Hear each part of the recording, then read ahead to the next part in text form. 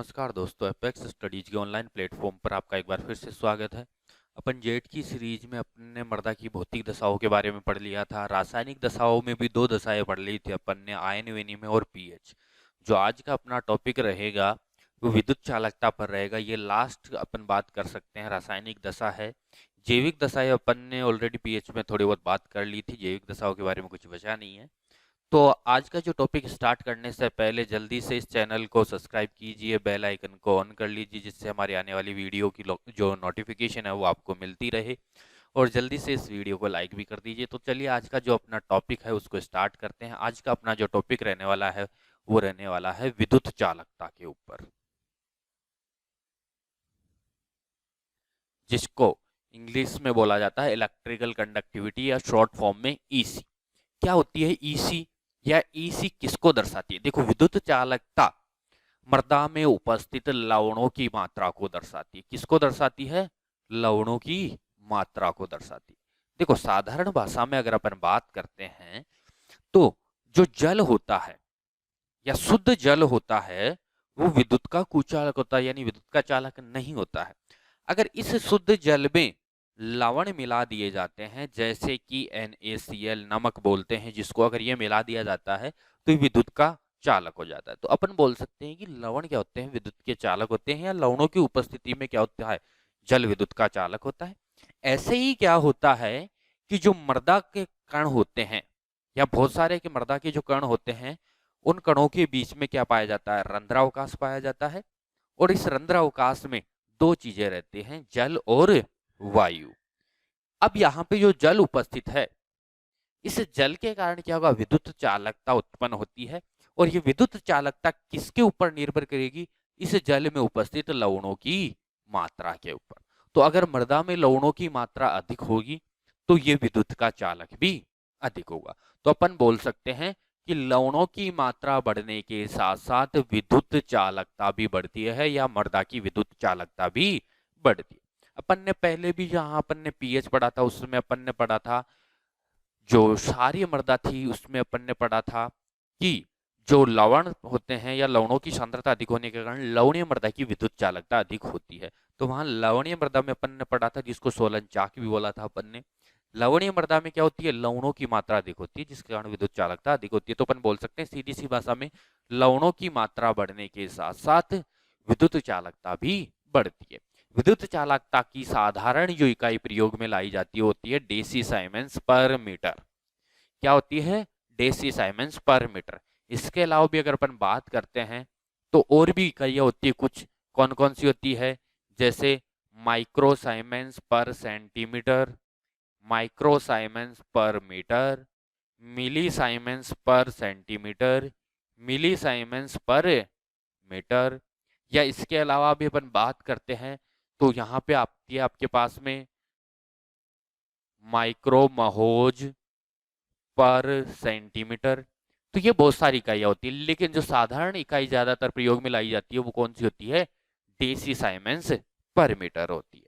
तो यहाँ पे ये इकाई सर्वाधिक प्रयोग में आती है। अब दूसरे अपन बात करते हैं, विद्युत चालकता मृदा में उपस्थित लवणों की सांद्रता या लवणों की मात्रा को तो बताती है, इसके साथ साथ ये क्या करती है?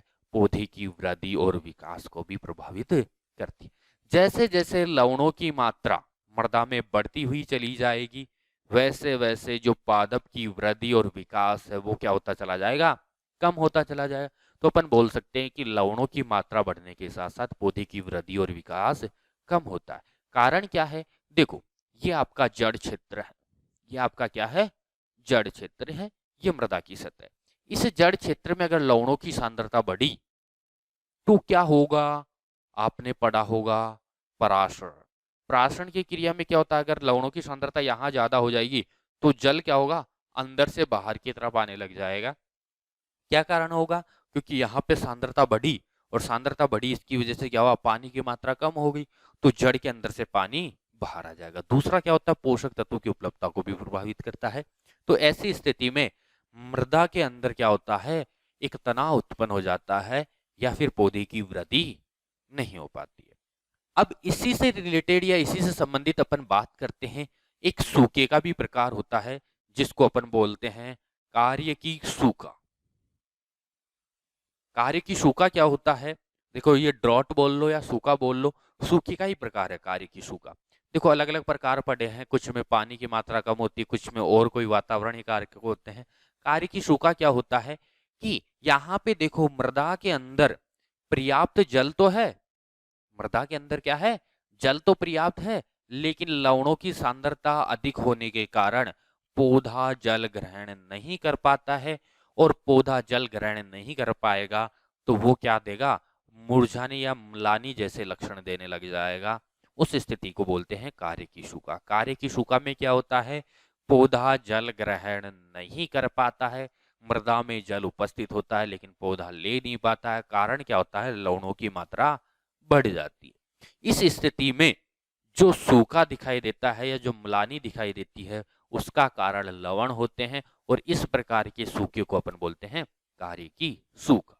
इसे आधार पर अगर अपन बात करते हैं तो जो मृदा में लवणों की सांद्रता होती है उसके आधार पर इसको कितने 4 भागों में मुख्य रूप से बांटा गया।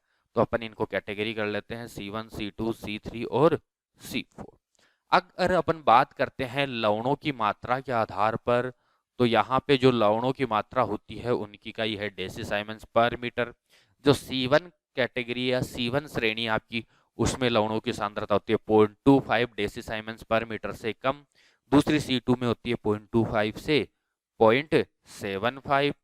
तीसरी जो होती है उसकी में होती है 0.75 से आपके पास में 2.25, और फोर्थ होती है 2.25 से ज्यादा।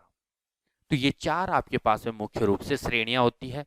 इन श्रेणियों में बात करें तो ये सबसे उपयुक्त श्रेणी मानी जाती है, ये सबसे उपयुक्त श्रेणी मानी जाती है। इस श्रेणी में पौधे की वृद्धि और विकास अच्छा होता है। यहाँ पे अगर अपन बात करते हैं तो जो सहनशील फसलें होती है, या अपन बात करते हैं जो संवेदनशील फसलें होती है, उनके लिए क्या होता है, यहाँ पे अपने को प्रॉब्लम आती है। जो सहनशील फसलें होती है वो यहाँ पे प्रॉब्लम आती है, और इनमें कोई भी फसल प्रयोग में नहीं ला सकते अपन। तो अपन बोल सकते हैं कि जो थोड़ा बहुत लवणों की मात्रा को सहन कर सकते हैं उनको यहाँ प्रॉब्लम आएगी, जो अधिक लवणों की मात्रा को सहन कर सकते हैं उनको यहाँ प्रॉब्लम आएगी, और यहाँ तो सभी को प्रॉब्लम आने लग जाएगी। तो अपने को जो लवणों की मात्रा होगी वो कितने से कम रखनी पड़ेगी, 0.25 डेसीसाइमन्स पर मीटर से कम रखेंगे, तब जाकर ये पौधों के लिए उपयुक्त मानी जाएगी। इससे अधिक जो विद्युत चालकता वाली मृदाएं होती है वो क्या कहलाती है, या उनमें पौधों की वृद्धि अच्छी नहीं मानी जाती। इकाई क्या होती है यहाँ पे, डेसीसाइमन्स पर मीटर। अब दूसरा अपन बात करते हैं लवणों की मात्रा ज्ञात करने का सूत्र। तो लवणों की मात्रा अगर मृदा में निकालनी होती है तो लवणों की मात्रा को निकालने के लिए जो सूत्र प्रयोग में लाया जाता है वो क्या होता है, देखो यहाँ पे 2 चीजों से लवणों की मात्रा निकाली जाती है। आपके पास में जो डेसीसाइमन्स पर मीटर में जितनी आपको मान दे रखा है उस मान को आपको किससे गुणा करना है। अगर देखो प्रतिशत में निकालना है तो आपको गुणा किससे करना है, 0.064 से आपको क्या कर देना है, गुणा कर देना है। और अगर आपको निकालना है पीपीएम में तो आपको डेसीसाइमन्स पर मीटर को 640 से गुना कर देना है। जो भी आपका मान आएगा वो किस में आ जाएगा, पीपीएम में आ जाएगा। तो लवणों की मात्रा निकालनी है परसेंट में निकालनी तो ये वाला सूत्र काम में लेना है, पीपीएम में निकालनी है तो ये वाला सूत्र काम में लेना है। जैसे अगर आपके अंदर लवणों की मात्रा बात की जाती है कि जो मृदा की विद्युत चालकता है वो 10 है, तो लवणों की मात्रा प्रतिशत में कितनी हो गई, 0.64%। और अगर पीपीएम में बात करें तो 10 गुना, तो यहाँ पे कितना आ गया, 6400 पीपीएम आ गया। तो ये आपकी लवणों की मात्रा निकालने का सूत्र होता है। यहीं तक विद्युत चालकता का था अपना जो चैप्टर था, ज्यादा डिटेल में अपने को जाना नहीं है, जितना पूछा जाता है उतना। विद्युत चालकता की इकाई डेसीसाइमन्स पर मीटर होती है। विद्युत चालकता मृदा में उपस्थित लवणों की मात्रा को प्रदर्शित करती है, और 0.25 डेसीसाइमन्स पर मीटर से कम अगर मृदा की विद्युत चालकता होती है तो वो मृदा क्या कहलाती है, उत्पादन की दृष्टि से अच्छी मानी जाती है। जैसे जैसे लवणों की मात्रा बढ़ेगी पौधों को पोषक तत्वों की उपलब्धता भी कम होगी, और इसके साथ साथ जल की उपलब्धता भी कम होगी, तो पौधे की वृद्धि और विकास पर प्रतिकूल प्रभाव पड़ता है।